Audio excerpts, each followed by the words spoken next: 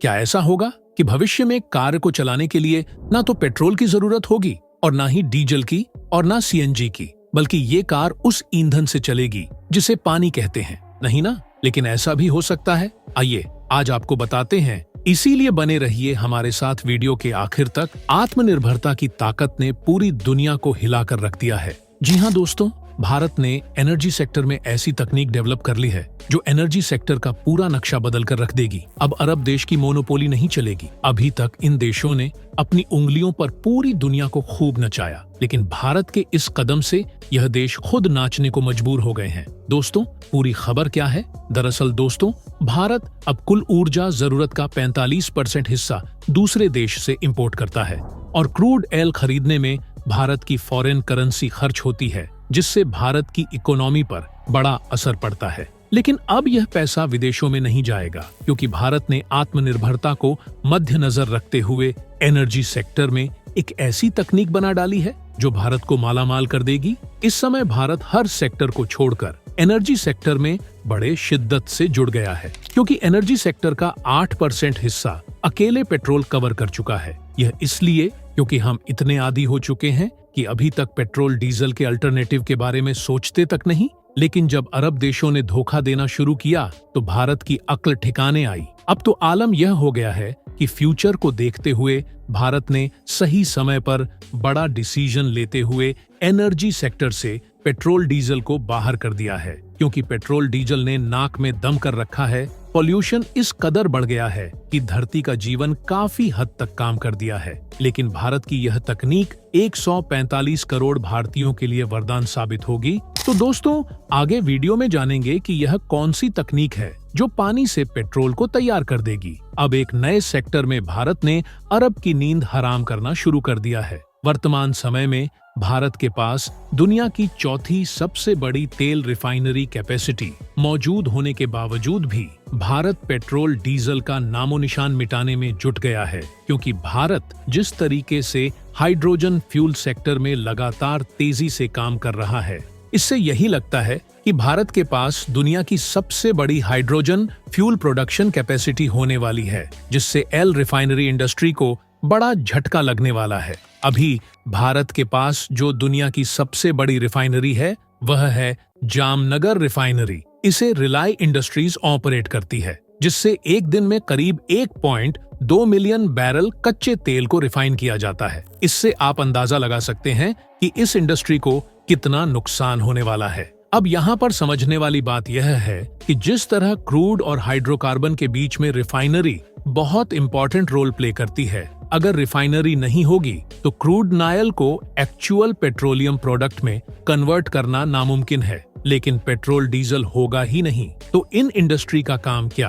उनकी जगह भारत अब दुनिया का सबसे बड़ा इलेक्ट्रोलाइजर प्लांट लगाने जा रहा है, क्योंकि जिस तरह क्रूड ऑयल इंडस्ट्री के लिए तेल रिफाइनरी बहुत जरूरी है, इसी तरह हाइड्रोजन इंडस्ट्री में इलेक्ट्रोलाइजर इंपॉर्टेंट रोल निभाता है। दरअसल इलेक्ट्रोलाइजर एक ऐसा डिवाइस है जो रिन्यूएबल एनर्जी यानी सोलर या विंड एनर्जी का इस्तेमाल करते हुए पानी से हाइड्रोजन और ऑक्सीजन को अलग करने का काम करता है। इसके बाद हमें हाइड्रोजन फ्यूल मिलता है, जिसे ग्रीन हाइड्रोजन भी कहते हैं। हाइड्रोजन क्लीन एनर्जी के अंतर्गत आता है। यह एक ऐसा एलिमेंट है जो एनवायरमेंट में किसी न किसी से जुड़ा हुआ मिलता है। यह एनवायरमेंट में पूरे फॉर्म में अवेलेबल नहीं होता। आपको बताएं, इसमें बहुत एनर्जी पाई जाती है। धरती पर यह क्रिटिकल मॉलिक्यूल जैसे पानी या हाइड्रोकार्बन के फॉर्म में पाया जाता है। यह पेट्रोल डीजल का भी बाप है। इस पानी से इलेक्ट्रोलिसिस प्रक्रिया के थ्रू प्रोड्यूस किया जाता है और यह सब इलेक्ट्रोलाइजर के जरिए होता है।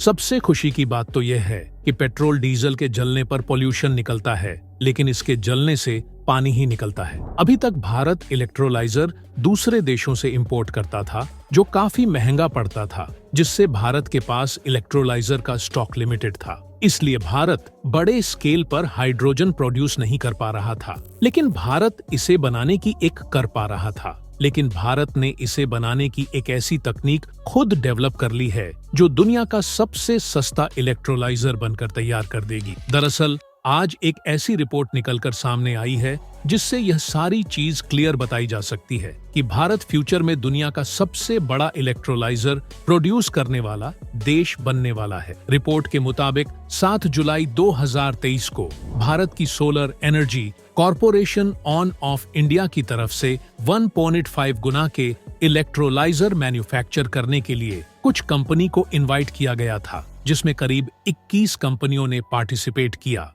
इसके अलावा हाइड्रोजन प्रोड्यूस करने वाली कंपनियों को भी इनवाइट किया गया था, जिसमें करीब 1414 कंपनियों ने पार्टिसिपेट किया था। और इस बार स्टार्टअप में छोटी कंपनियां नहीं बल्कि बड़े बड़े दिग्गज कंपनियों ने पार्टिसिपेट किया। अगर हम इलेक्ट्रोलाइजर इंडस्ट्री में कुछ दिग्गज कंपनियों की बात करें तो उसमें रिलायंस जैसे प्लेयर ने पार्टिसिपेट किया। टोटल कैपेसिटी 1.5 गुना की थी, लेकिन जिस तरीके से कंपनियों ने पार्टिसिपेट किया उससे यह सामने निकल कर आ रहा है कि इससे करीब 3.5 गुना की एनुअल कैपेसिटी के साथ इलेक्ट्रोलाइजर को मैन्युफैक्चर किया जाएगा। आपको बता दें कि भारत भले ही अपनी जरूरत के हिसाब से इलेक्ट्रोलाइजर प्रोड्यूस न कर रहा हो, लेकिन भारत के अंदर कई ऐसी अमेरिकन कंपनियां काम कर रही हैं जो भारत से इलेक्ट्रोलाइजर एक्सपोर्ट करना शुरू कर चुकी है और लगातार अपनी मैन्युफैक्चरिंग कैपेसिटी बढ़ाती जा रही है। और आपको बता दें, इस साल का टारगेट है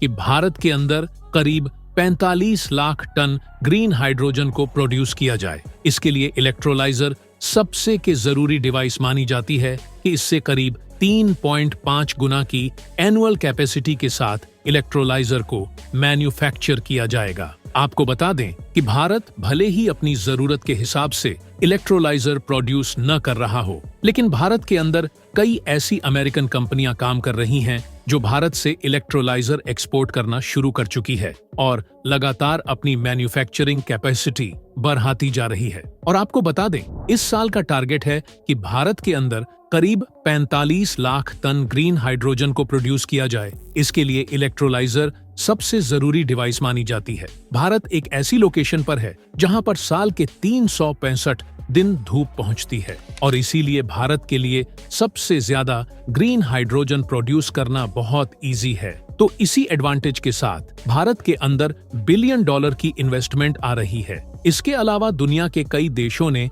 हाइड्रोजन फ्यूल इंपोर्ट करने की बात कही है। द हिंदू की एक रिपोर्ट के मुताबिक अडानी ग्रुप ने अब तक करीब $2.5 बिलियन तक की इन्वेस्टमेंट कर दी है और यह इन्वेस्टमेंट सिर्फ हाइड्रोजन प्रोडक्शन, उनके ट्रांसपोर्टेशन और नए नए प्लांट के लिए जो बेसिक फाउंडेशन है उस पर खर्च की गई है। और यह सारी इन्वेस्टमेंट अडानी ग्रुप की सबसे बड़ी कंपनी जिसका नाम है अडानी न्यू इंडस्ट्री लिमिटेड द्वारा खर्च की गई है। और अडानी का टारगेट यह है कि भारत में 2027 तक करीब 1 मिलियन टन हाइड्रोजन का प्रोडक्शन उनकी तरफ से किया जाएगा और अगले 10 सालों में करीब इसमें $50 बिलियन तक की इन्वेस्टमेंट की जाए कि साथ ही 30 लाख टन हाइड्रोजन का प्रोडक्शन किया जाएगा, जिससे हम अमेरिका, यूरोप, मिडिल ईस्ट या फिर कहीं दुनिया के हर कोने तक एक्सपोर्ट करने की तैयारी में है। भारत की ऊर्जा स्वतंत्रता की खोज के प्रति